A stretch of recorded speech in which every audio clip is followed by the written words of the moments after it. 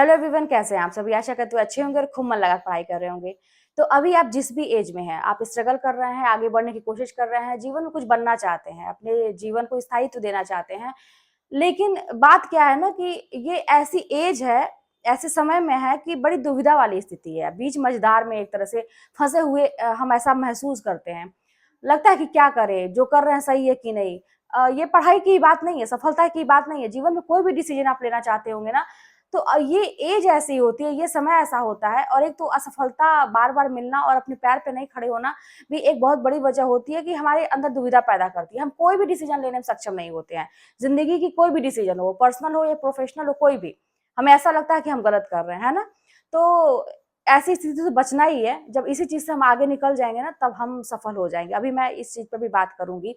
फिलहाल देखिए, अब पढ़ाई की अगर बात करें तो चीज़ें कठिन तो है ही, ऐसा तो है नहीं कि आसान है। आसान रहती तो सबके लिए अच्छा ही रहता, लेकिन कठिन होती है। अच्छा, कठिन क्या होती है? मैं ये कहूँगी कठिन नहीं है। कठिन हमने बना रखा है उसको, इसलिए क्योंकि हम उस पे फ़ोकस नहीं किए, उसका अभ्यास नहीं किए।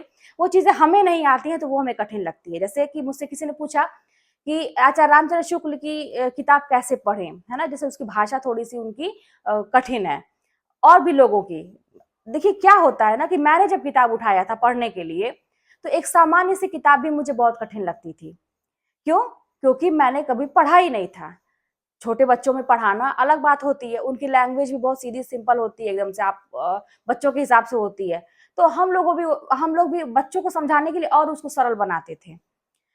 अब लेकिन जब कॉम्पिटिशन की बात आई, तो क्लिष्ट-क्लिष्ट जो होते हैं कि शब्दों का वहाँ पे दिखाई देने लगा हमको। अब वहाँ पे छोटी-छोटी चीज़ों में अंतर समझना, क्या होता है, क्या नहीं होता, कभी कुछ नहीं देखा, तो आसान सी किताब भी मुझे बहुत कठिन लगती थी। लेकिन जानते हैं क्या हुआ? अब मैं आपको एक मतलब अपनी स्टोरी बता रही हूँ, समझिएगा कि कठिन कुछ नहीं होता है, अपने हौसले और हिम्मत की बात होती है। जब मैंने किताब उठाया तो जब 1 लाइन पढ़ी, एकदम दिमाग के ऊपर से, 2 लाइन पढ़ी एकदम दिमाग के ऊपर से। अब एक अंदर से बड़ी तेज बेचैनी थी, बड़ी तेज मोटिवेशन आ रही थी मुझे कि करना है मुझे, एक मौका मिला है, किताब बड़े शौक से खरीद के लाई थी। वो एकदम जुनून था, पागलपन था कि मुझे पढ़ना है। मैं अच्छा ये लगता था कि किताब खरीद के लाई हूँ, पढ़ के तो ऐसा मैं करूँगी कि अब सब कुछ एकदम फाड़ दूँगी, ऐसा निकाल लूँगी, ऐसा मतलब था। लेकिन जब किताब खोला तो मंज़र कुछ और था। 1 लाइन पढ़ा, 2 लाइन पढ़ा, कुछ भी पल्ले नहीं पड़ रहा था। अब लगे ना कि मैं रोऊँ, खूब रोऊँ। जब समझ में नई चीज़ें आती थी ना तो बच्चों की तरह से मैं ये चीज़ किसी से कह नहीं पाती थी और मैं किसी से क्या कहती कि मैं क्या सोच के आई हूँ डिसीज़न लेके। लेकिन मन करता था खूब रो। 2-3 लाइन पढ़ा, 4 लाइन पढ़ा। अब वही बात है कि मैंने एक अपने मन में डिसीजन लिया कि ऐसे काम नहीं चलेगा। पहले इसको हमको समझना पड़ेगा। इसके लिए बस मैंने वही कोचिंग का सहारा लिया। मैंने कल भी बताया था कि मैंने अतुल्य अकेडमी का कोचिंग लिया था, सुनील बिजला सर का। वहीं से मैंने टेस्ट सीरीज़ भी ली थी। अभी कई लोग क्वेश्चन कर रहे हैं। कल का वीडियो आप लोग देख सकते हैं, मैंने डिटेल में बताया है। तो वहाँ पे मैंने इसलिए एक गुरु का सहारा लिया कि वो मुझे समझाएँगे, है ना? कहानी के रूप में समझाएँगे उस चीज़ों को अपनी भाषा में। फिर वहाँ पे मैं वो चीज़ पढ़ूँगी, नोट्स पढ़ूँगी और ये किताब को पढ़ूँगी। अच्छा ये भी एक मैंने कहा था कि एक वीडियो मैंने देखा था कि उसमें ये बताया गया कि रिवीजन पे फ़ोकस करिए। तो मेरे दिमाग में ये भी था कि भाई नहीं कुछ आ रहा है, अगला व्यक्ति अगर ये कह रहा है कि उसने ऐसे ही करके एक बहुत बड़े लेवल का उसने एग्ज़ाम निकाला है, तो मैं ये करके देखती हूँ क्योंकि मुझे तो कोई आइडिया है नहीं भाई जो जैसे कैसे है कि जैसे मैं कहती हूँ आप लोग कहते हैं मैं भी ऐसे ही करूँगी।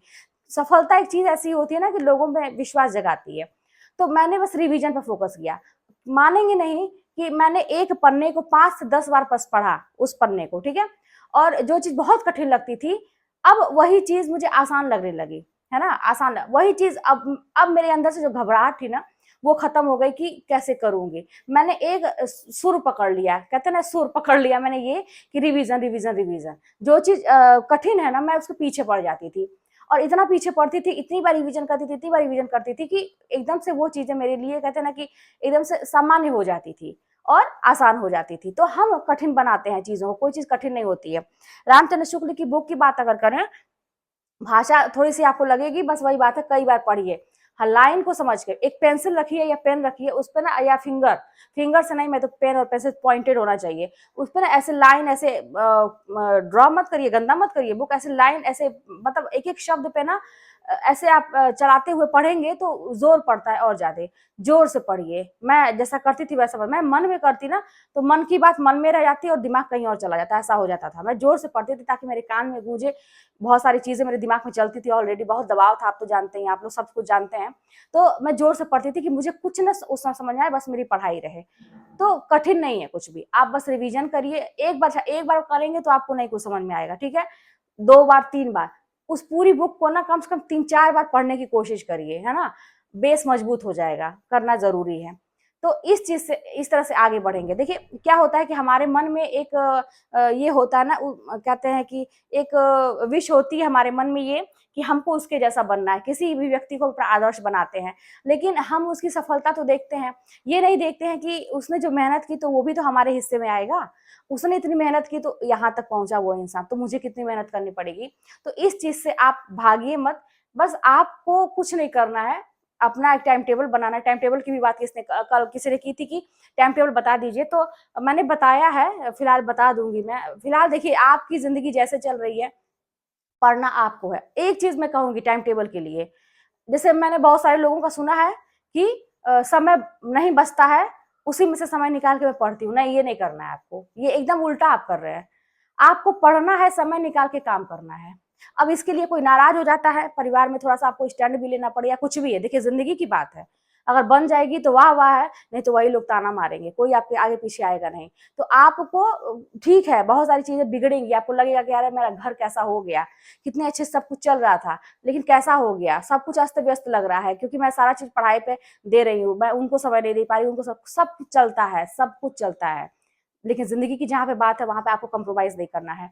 आपको पढ़ाई में से समय निकाल के बाकी चीज़ों पे अपना फ़ोकस करना है, बाकी चीज़ करना है, काम करना है, ठीक है ना? तो 24 घंटा समझिए कि आपको पढ़ना है, नींद में भी ऐसा करिए कि आपको सपने आएँ, पढ़ाई के सपने आएँ, आप नींद में भी पढ़ते रहिए। जब ऐसी स्थिति हो जाए ना कि नींद में भी चीज़ें चल रही हैं, आप एकदम से उठते, जागते, सोते हमेशा हमेशा आपके दिमाग में वही चीज़ें चल रही हैं, जो आपका सिलेबस है, जो आपने पढ़ा, तो समझिए कि आपकी पढ़ाई बहुत अच्छे लेवल की चल रही है, आप एकदम से मतलब पागल हैं कुछ बनने के लिए, पढ़ने के लिए, ठीक है? तो ऐसा करिए, कोई चीज़ कठिन नहीं है, हम बना के रखे हैं, अभ्यास करिए, चीज़ें आसान हो जाएँगी। चलिए मिलते हैं नेक्स्ट वीडियो में, कोई बात होगी तो कमेंट के माध्यम से बताइएगा।